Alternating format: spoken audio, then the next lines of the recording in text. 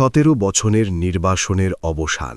বিমানের দরজা খুলতেই জুতো খুলে বাংলাদেশের মাটিতে খালি পায়ে দাঁড়ালেন তারেক রহমান।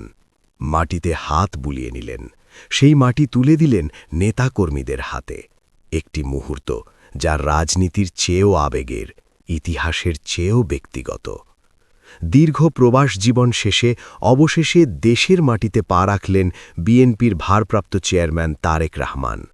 শাহজালাল আন্তর্জাতিক বিমানবন্দরে নামার সঙ্গে সঙ্গে যে দৃশ্যটি সবার চোখে পড়ে তা শুধু রাজনৈতিক প্রত্যাবর্তন নয়, এ ছিল মাতৃভূমির সঙ্গে এক গভীর আবেগী পুনর্মিলন।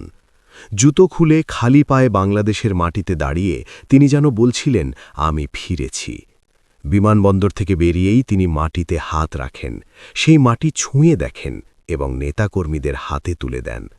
17 বছর পর দেশের মাটিকে একবার ছুঁয়ে দেখার যে আকুতি, তা স্পষ্ট হয়ে ওঠে এই নীরব আচরণেই। উপস্থিত নেতাকর্মীদের চোখে জল, কণ্ঠে স্লোগান, পুরো পরিবেশ জুড়ে ছিল আবেগের ঢেউ। এদিকে জানা গেছে তারেক রহমানের পরিবারের সদস্যরাও বিমানবন্দর এলাকা ত্যাগ করেছেন। জোবায়েদা রহমান কন্যা জায়মা রহমানকে নিয়ে এভারকেয়ার হসপিটালের উদ্দেশ্যে রওনা হন। দীর্ঘদিন পর দাদি বেগম খালেদা জিয়াকে এক নজর দেখার আকুতিই ছিল এই তাড়নার মূল কারণ।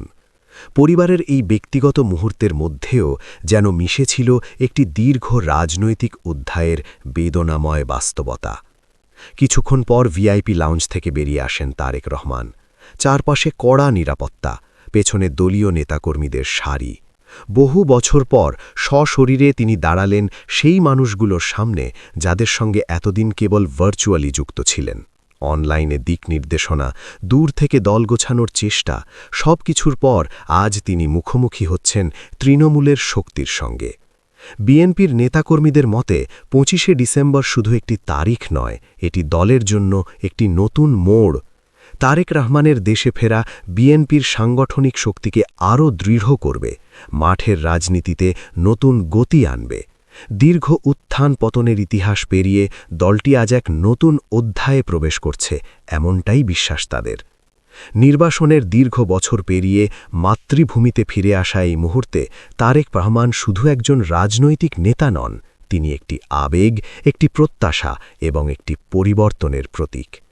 বাংলাদেশের মাটিতে খালি পায়ে দাঁড়ানো সেই দৃশ্য সময়ের স্রোতে তা হয়তো হয়ে থাকবে এক স্মরণীয় রাজনৈতিক ছবি।